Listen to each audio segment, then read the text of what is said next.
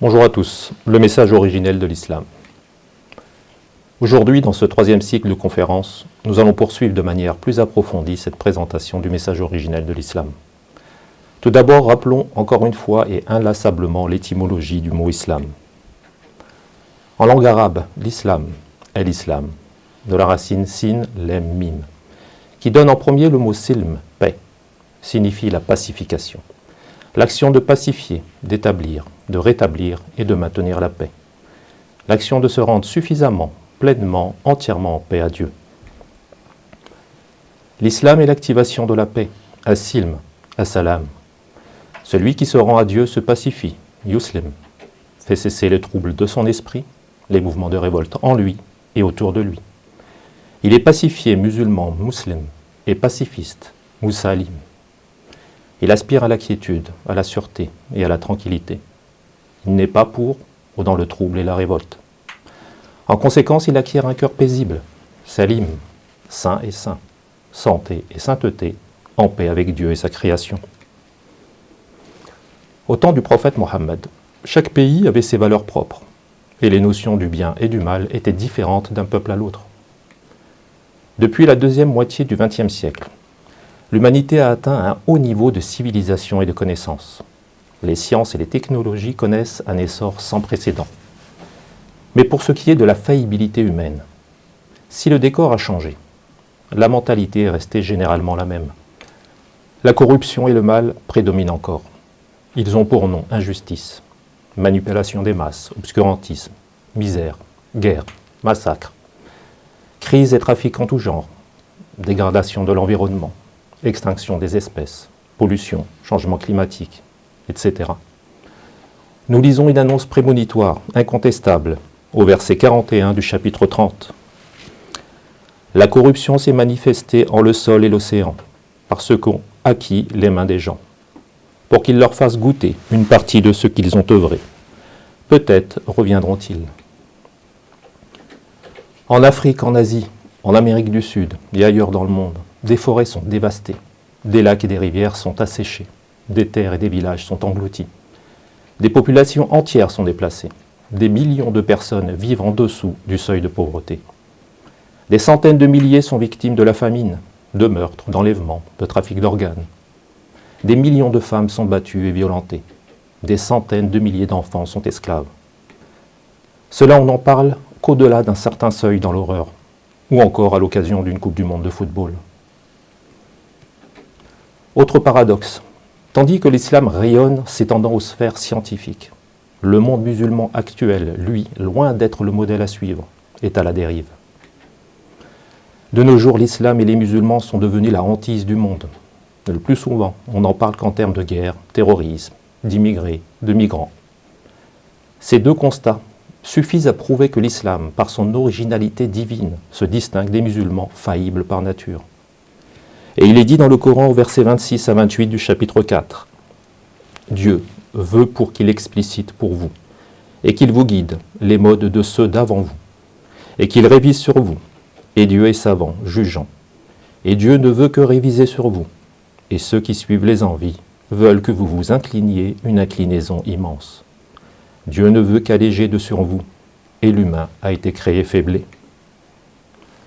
L'islam est synonyme de vitalité, et se manifeste numériquement avec près de 2 milliards de fidèles sur la planète, et l'accroissement continu en nombre de ceux qui l'embrassent, ce qui en fera à terme la première religion sur la Terre. L'avancée de l'islam, contrastant avec la dégénérescence de certains musulmans, s'explique par l'universalité de son message originel, que ne peuvent contenir les vicissitudes auxquelles sont confrontés les musulmans depuis des siècles. Nous lisons au verset 9 du chapitre 61.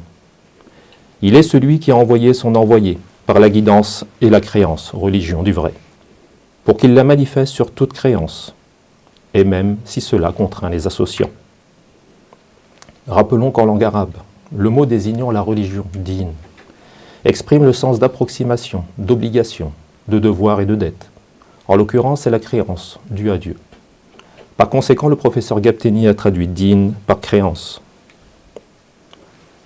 Simultanément, l'apparition du charlatan et du charlatanisme est désormais effective dans le monde. En arabe, ad-dajjal et ad-dajjal. Dans la culture judéo-chrétienne, l'anti-messie, l'antichrist, l'antéchrist. Les charlatans, de ce type de charlatanerie eschatologique, ont pour caractéristique de se présenter par de faux semblants de vertu et de piété, soutane et simar, calotte et voilage, barbon et barbouze. Tous ces noms ont évidemment été arabisés et halalisés, cela va de soi. Nombreux sont ceux qui y croient et se fourrent la tête dans le guêpier, jusqu'à ce que la lumière de la connaissance, la lumière de Dieu, se manifeste irrévocablement et permette de confondre ces forces obscures et malfaisantes. Au verset 81 du chapitre 17, il est dit « Et dit, le vrai est venu, et s'est évanoui le faux.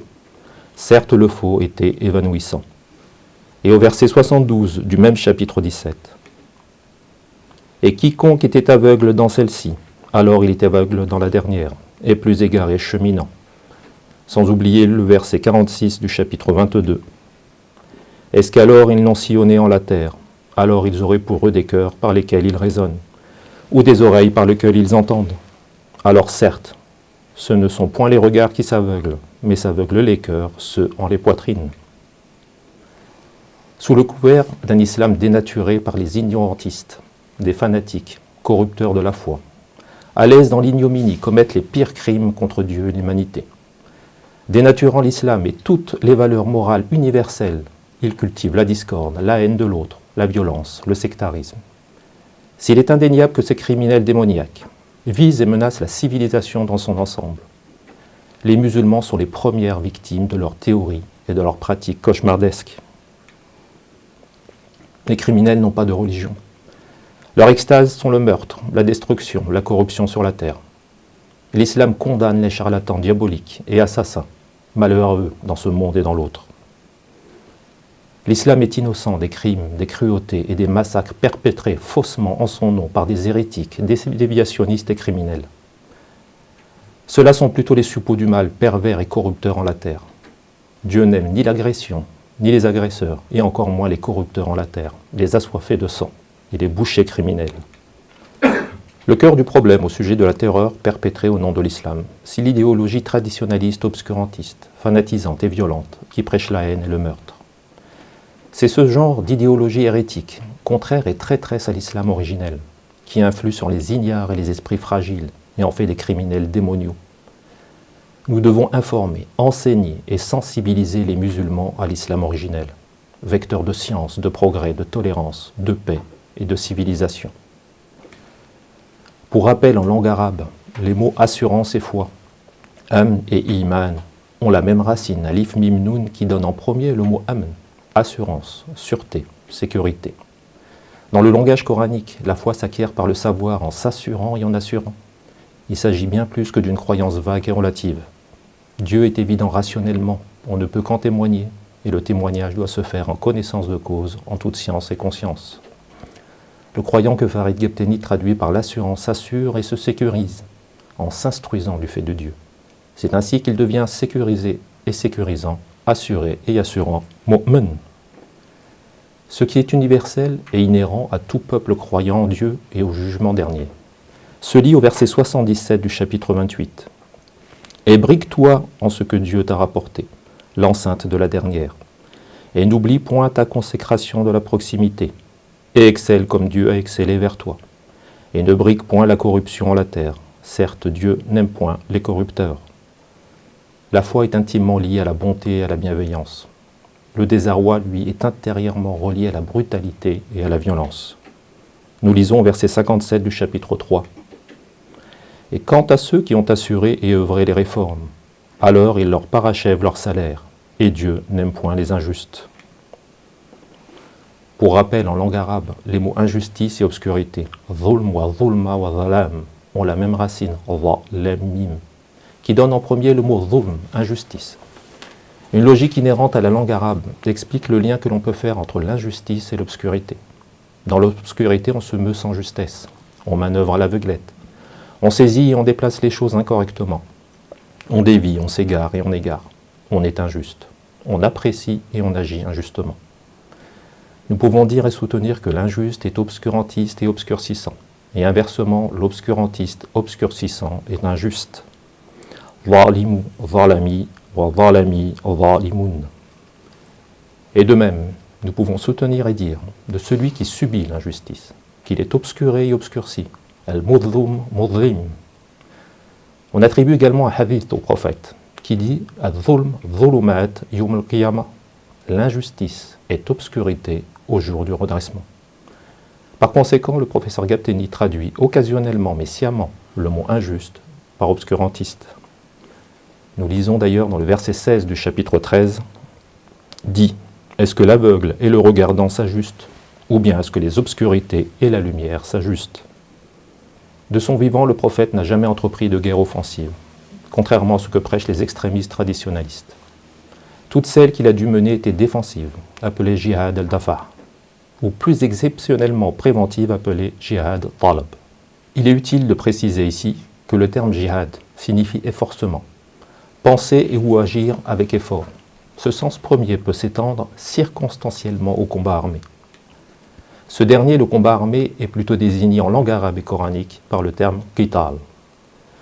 Ceux qui, après le prophète, ont donné une consonance autre au sens de la guerre préventive, pour en faire une guerre également offensive, d'agression, de conquête, en portent seuls la responsabilité devant Dieu et l'histoire. L'islam originel appelle à l'humanisme et l'universalisme, contrairement au traditionnalisme idéologique qui mène au communautarisme et au repli identitaire. Le premier est l'enseignement de Dieu, maître des mondes. Le second est l'embéguinement des sectaires, doctrinaires et bornés. Certains égarés passent leur temps à s'entre-déchirer, souvent le plus sincèrement du monde, les uns et les autres clamant « Dieu est le plus grand, Allahu Akbar ». Et dans un camp comme dans l'autre, ils prétendent défendre la juste cause de Dieu. Ils sont dans un état de restriction mentale par où l'ignorantisme perpétue l'obscurantisme, la superstition et la violence.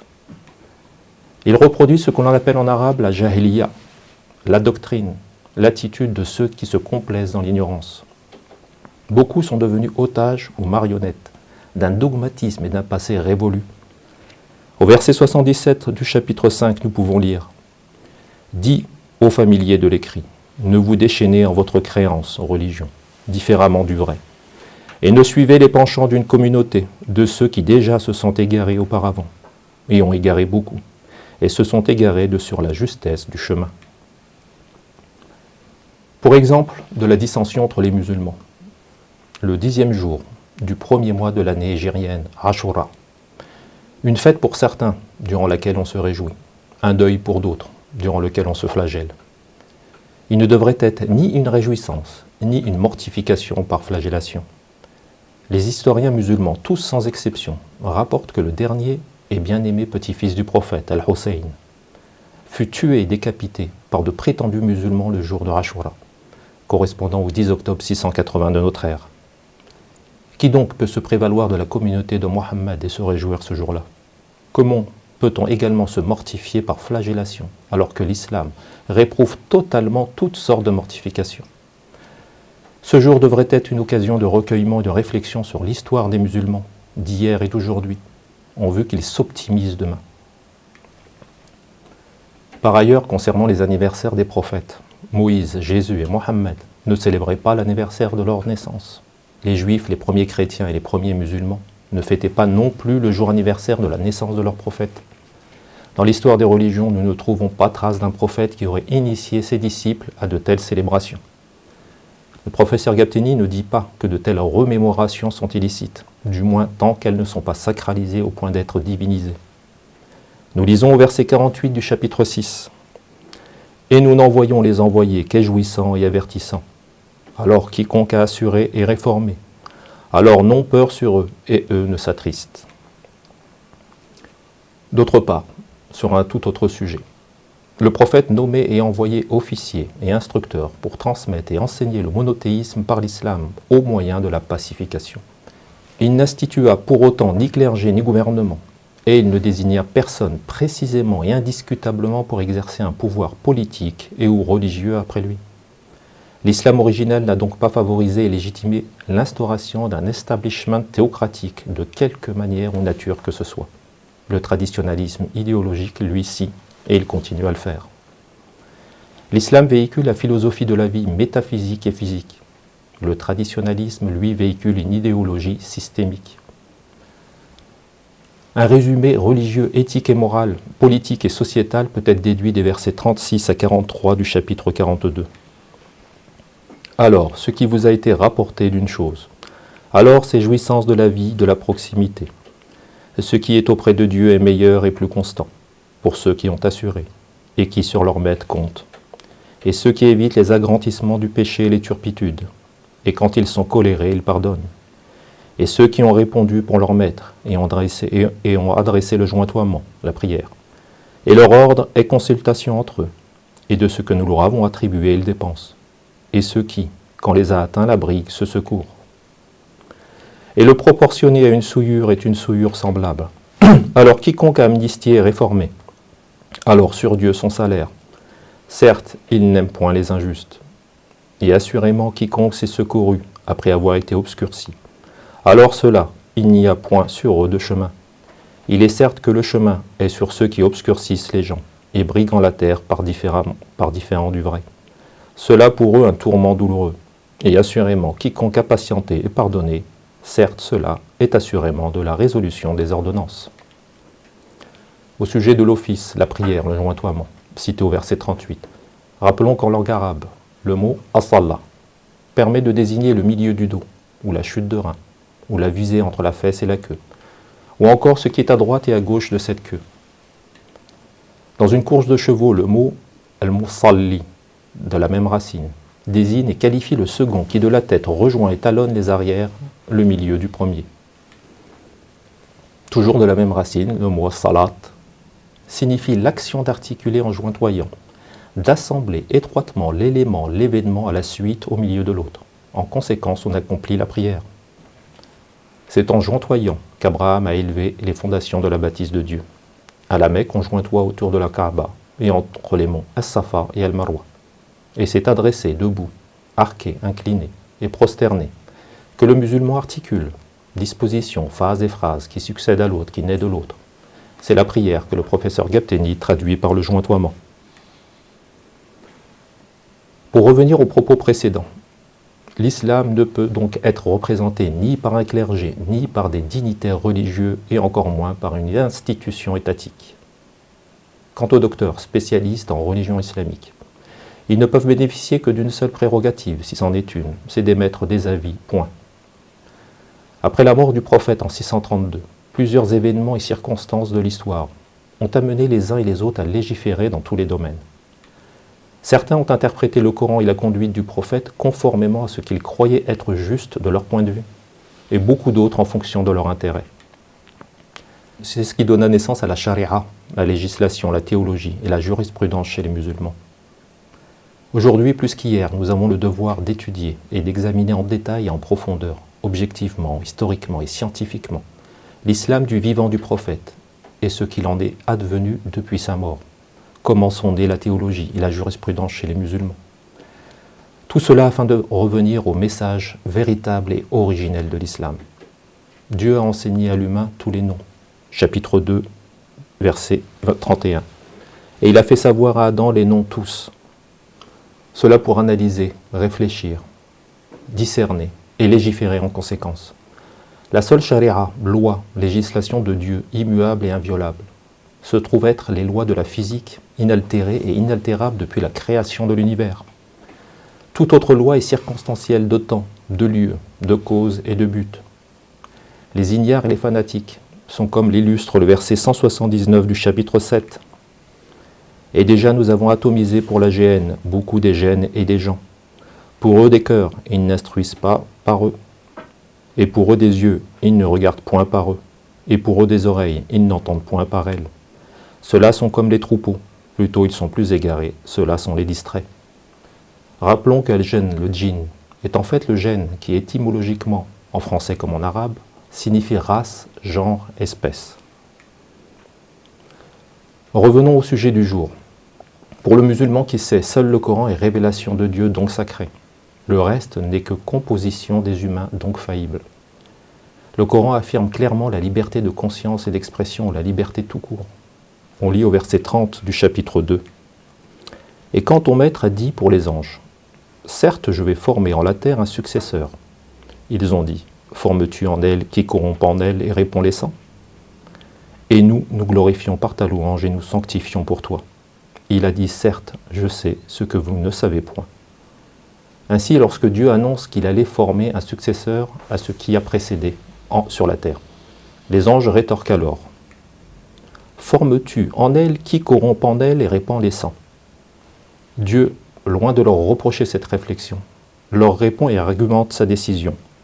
« Certes, je sais ce que vous ne savez point. » Plus encore, dans le Coran, il est même permis au diable de désobéir à Dieu, de justifier sa désobéissance et de faire le mal à ses risques et périls, évidemment. Au verset 99 du chapitre 10, nous lisons « Et si ton maître avait disposé, assurément aurait assuré quiconque en la terre, tous ensemble. Est-ce qu'alors toi, tu contrains les gens jusqu'à ce qu'ils soient assurants ?» Pour quiconque réfléchit, tout est dit au sujet de la liberté dans ce que nous venons d'énoncer. L'ensemble du Coran illustre à travers nombre d'exemples la liberté de conscience et d'expression. L'idéal de liberté n'est pas le propre de l'homo occidentalis, mais celui de la nature humaine. Le mot liberté a été clamé tout au long de l'histoire de l'humanité par tous les opprimés de toutes les nations sur toute la terre. L'universalité de ce noble mot a été consacrée à l'époque contemporaine par la lutte des peuples colonisés, dépouillés et asservis.